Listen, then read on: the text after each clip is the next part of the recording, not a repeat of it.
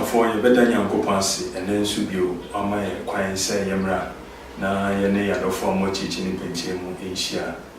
program ought to be say life matters ne fa yes our school jumadi ene ne Nyankopon ma kwan say yem famra ya dofo mo chichi ni penche mu ene ya tena se obi a ye beka ya me adom so wode na sofo ne kwa da biara da ona mo so dia sempa ne maye no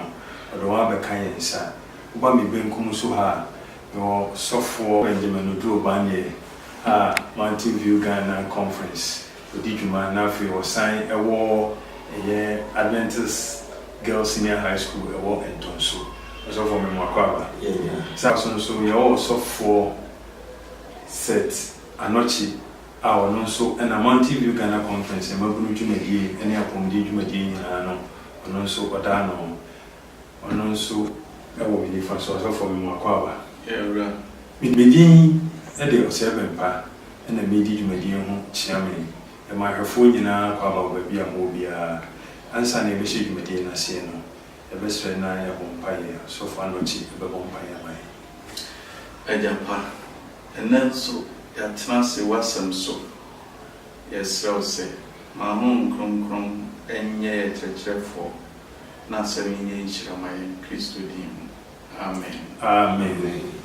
And also found not just a bompaye am I. I was for said the Munina in the Yadishi Plateau, a fee, Pinoni, Duma Pimon, or 2 days, Croye, O Christum, Croye, O Christum, oneness in Christ. There were addition at also in Sia, and on our pure day, and my additional 80 as say, and Kabomun Funi, Ahodro, and Kabomun Funi, Ahodro, the images of unity, Sana. Profono ekano eno na na ye behwe yenka bosam no Korinto fon medical 3 dumi no chiche mu dumi no na sene ni pedua ye baako na ewo akwa bebre na akwa yi nyina ndo so na enso ni pedua baako no sana Kristo nso tie sana Kristo nso etie eno nti ye hye addition ase no ma mi chase na mi nko masofo so na fe omwaye enka bo mu mfuni ahoro images of unity na yenhwe so for banye abun mfoni ahodo sen na ebefa abamu na etimi atiase benamdase Christ oye nkabomu re ono na nkabomu free no so na safo esi hodia na wasasafo no nso ye nkabomu na wonam nipa so eni so yakuna hodo a wode amaye niema eben ye ne a wode susu nkabomu a ne ho ntiase no enya de nkra biso ena de sin de mai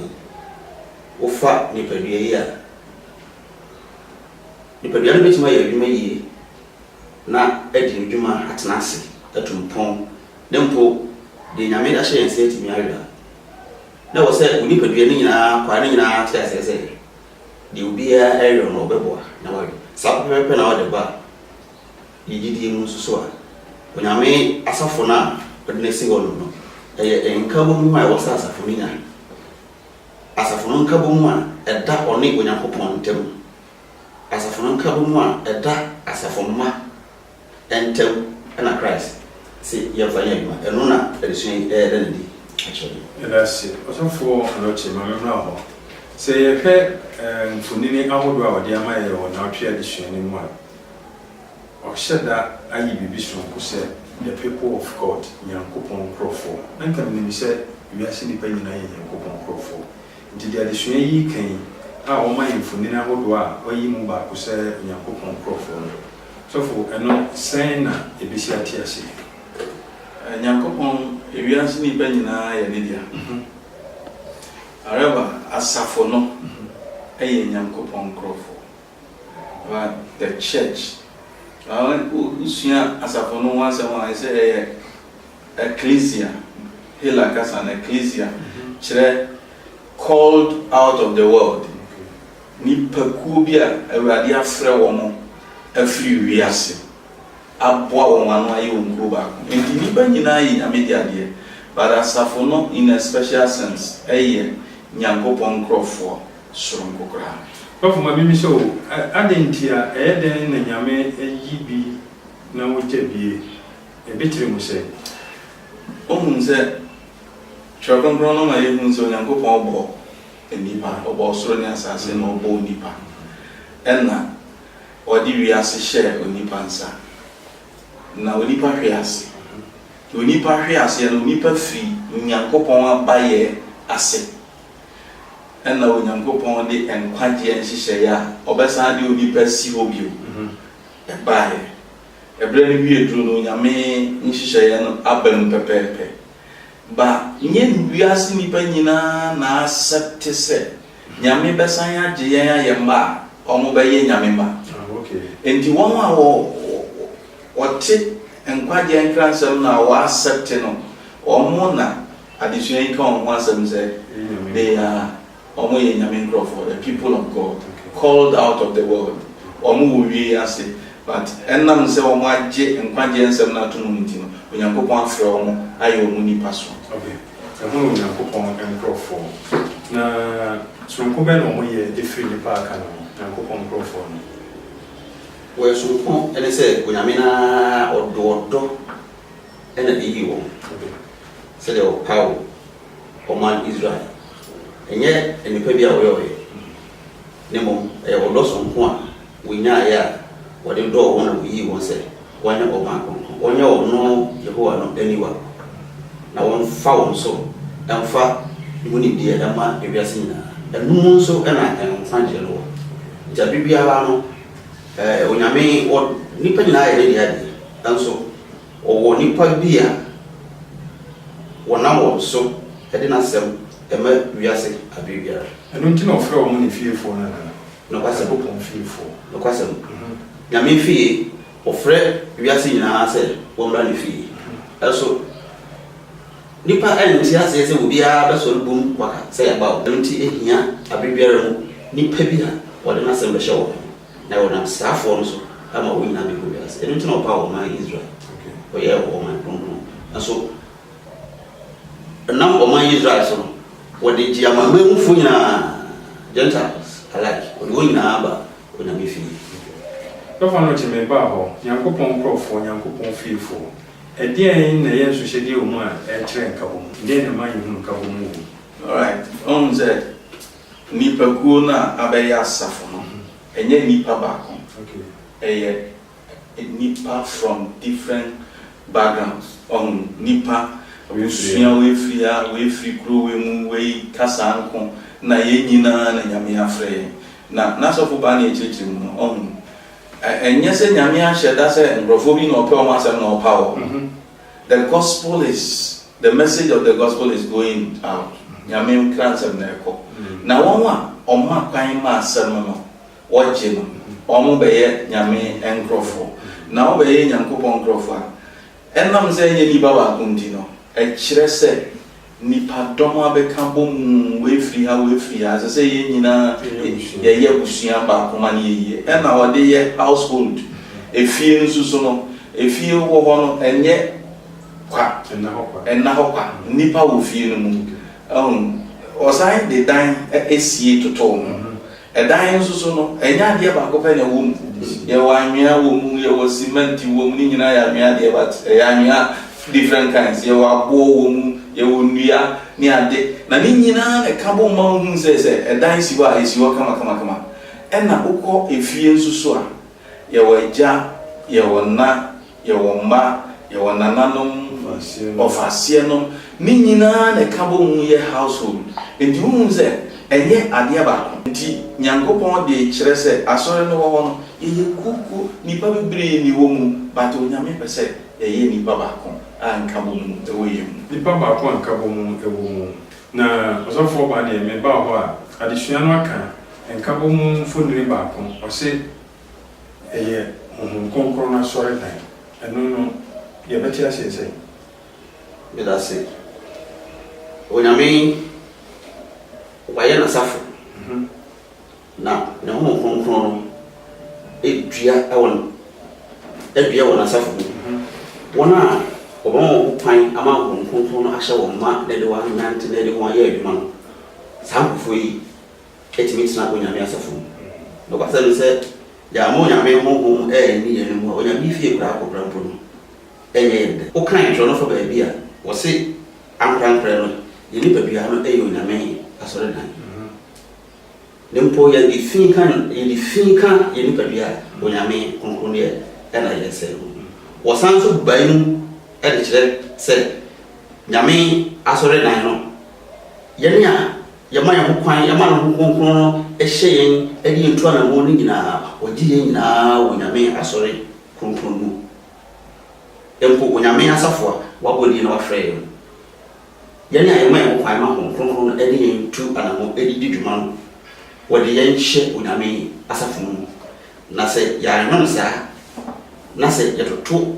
yen nyama basa na ye gya ye ho wo nyame ne ye ho mpo obesa yin se nyame fia media what did say life matters ne fa yes about school media na ogusu a ohwe ogusu a de adesua etoso ensia na ye de ebrem so for adesua no waka nka bo mu asem waka ne me bia se wo nipa ye wagusua ni mu a e man ka bo mu tumi ma ne ma pensa na entumi man ka bo mu ma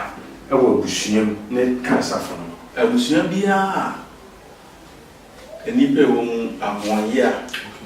honhom ewo mu eniperepere ewo mu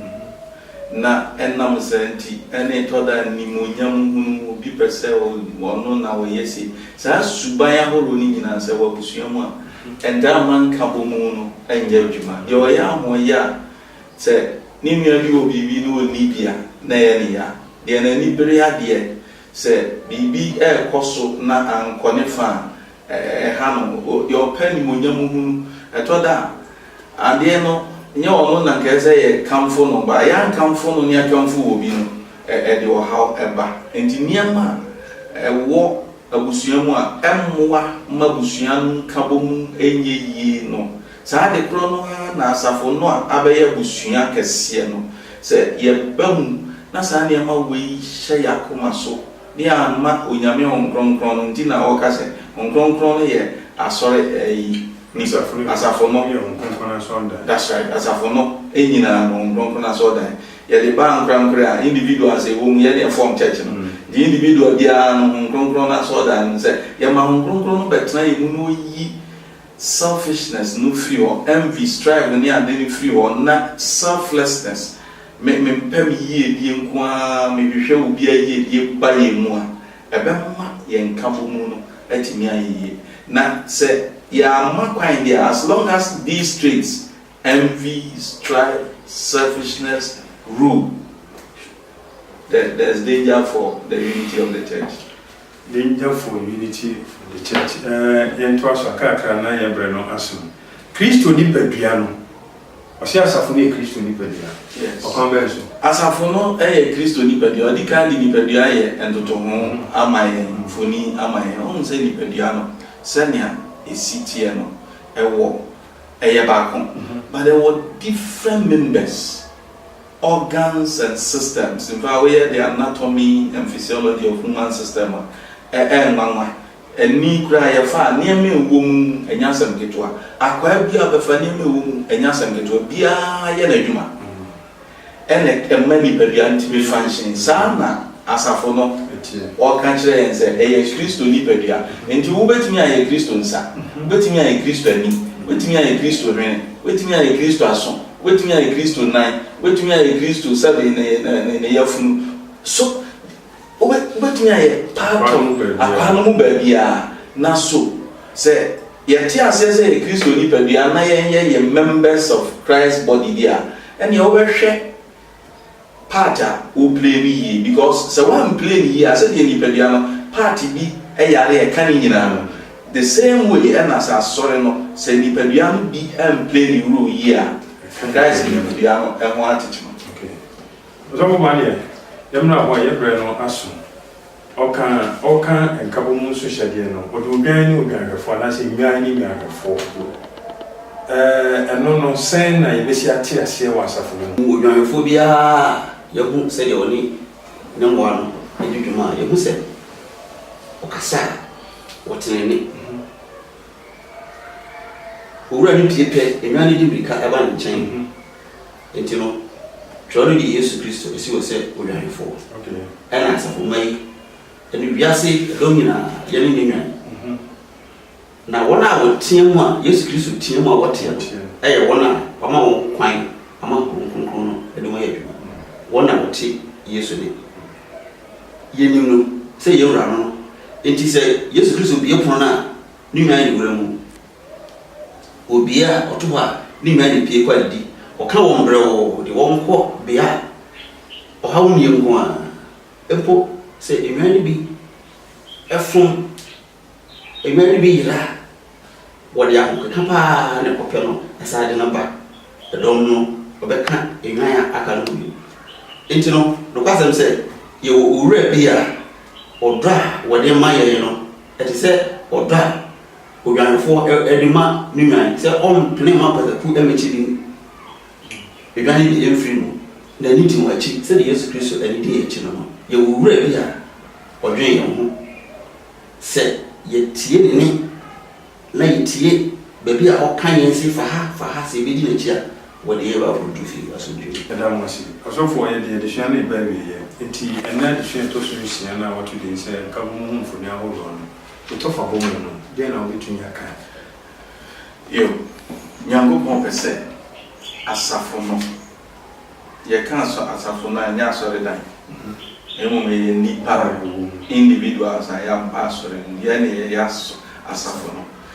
obiara firi baabi na baayɛ obiara firi fie sonkom abusua sonkom yɛ adwene ɛnyɛ baako da ɛntimi nyɛ pɛ da level of education wɔ soro obi deɛ wɔ fam a whole lot of ɛnyɛma ɛnti ɛnsɛ yɛntumi nkasa baako nanso Onyankopɔn pɛ sɛ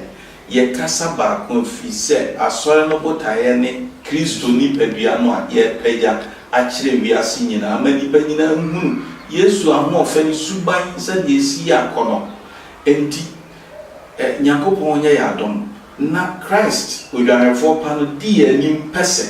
ɔtenetene yɛn ma ɔde yɛn kɔduru fie no yɛmmrɛ yɛn ho ase nhyɛ n'ase na yɛmma yɛn apɛdeɛ ne yɛn nigyedeɛ no yɛn kanhyɛ na yɛn pɛgya Awurade asɛnnua no sɛ ɛba sɛ adeɛ bi nke bi a wo de sɛ woyɛ nanso so yɛde ama ɔsɛe a ɛnsɛ sɛ how ɛnsɛ sɛ ɔsɔfo anɔkye na ɛyɛ yɛde ama ɔsɔfo bani a ɛnsɛ sɛ mema ne ame ɛsiane sɛ botaeɛ ne yɛ baako sɛ yɛpɛgya Awurade nti sɛ ɔsɔfo bani yɛpɛgya ne bɛyɛ yi a na makosom ne yɛapɛgya na aboa amana hyɛ Nyankopɔn anuonyam sɔfo bani ɔrekɛ twa to na ɛyɛ sɛ asafo no ehu hia paa sɛ yɛsua bibi firi saa ɛnkabo mu sɛm a sɛ school yi ɛde ma yɛ ne titiriw sɛ yɛ krado sɛ yɛbɛtie odwanfoɔ ne the promptings of the good shepherd ayɛ saa yɛbɛma yɛn nipa from the self nipa from deɛ yɛbɛma no na ahuri atena so na biribiara nyame mma bɛhyia a wɔntie odwanfoɔ ne na wɔntie deɛ ɔka kyerɛ yɛn ho kwan so na yɛbɛma yɛn ho kwan na yɛn ayɛ ho deɛ yɛpɛ deɛ adwene kyerɛ yɛn ɛne sɛ de bɛyɛ adwuma ɔmo nsɛm bɔ wiem asɔfo ase sɛ ɔmo aboa ma na yɛde media de sua di abrɛ mu yɛde sua to so nsia wɔto de sɛ nkabo mu mfoni ahodoɔ na yɛde abrɛ mu no ɛte ɔsɔfo Benjamin Odro Banye Adventist Girls Senior High School ɛwɔ Ntonso Oman TV Ghana Conference or Ejuma wana motini kautimi benkum so no sanso na osofo seta nochi ono na oda magro nyina no Oman TV Ghana Conference o sa ga pombi hu nsem so no dwumadie ne doso ono so ena obi ni fa so no medinde o sa be mpa na di dwumadie hu chia me yeda ya boafo a omobo aye ma ye di dwumadie ebre mu ye yenua Frank a wo gina mfidie na chi chimchim no na afi so Prudent PC ono so eka ho ma ye di bibia ebre mu nyame ya adomo a yɛwɔ dasene yɛ tun safra yɛ hwɛfoɔ ne mu amɔtiri ne nyinaa sɛ mumra me so yɛ ase no dwumadie mu na yɛntumi mmoa nkwa ne mu na ntrɛ sɛdeɛ yɛbɛyɛ dwumadie no bɛtumi awie mu deɛ yɛwɔ dwumadie no ahodoɔ bebree wei yɛ fa baako yɛ saba school yɛmɛboa ne mmoa no ba a nkorabata aka ne nyinaa no yɛbɛtumi nso de abrɛ mu yɛsi ɛtiri ase na sɔfoɔ baa ne ahyira so ama yɛ yɛrɛ wase nyame kɛseɛ yɛlodi hyɛ ase a ɛwie yie yɛsrɛ wo de atiefoɔ no afoɔ nyinaa hyɛ wo nsa na wotwe bi a wɔkyi asɛm yi yɛsrɛ wo sɛ mansakra no ɛmmra wɔ abrabɔ mu yɛsrɛ wo dwumadie yi nkɔ anim yɛhyɛ wo nsa hyira yɛn sɛ wɔma sɔre biara sɛ yɛtena fidie anim ne abaabae saa adusua yi mu ɛde ama wɔma ɛyɛ ama yɛbɛka biara no ɛmfiri mu na ɛhyɛ wo nyame ma ɛnsakra yɛn so bi ɛwɔ Yesu din mu amen. Amen.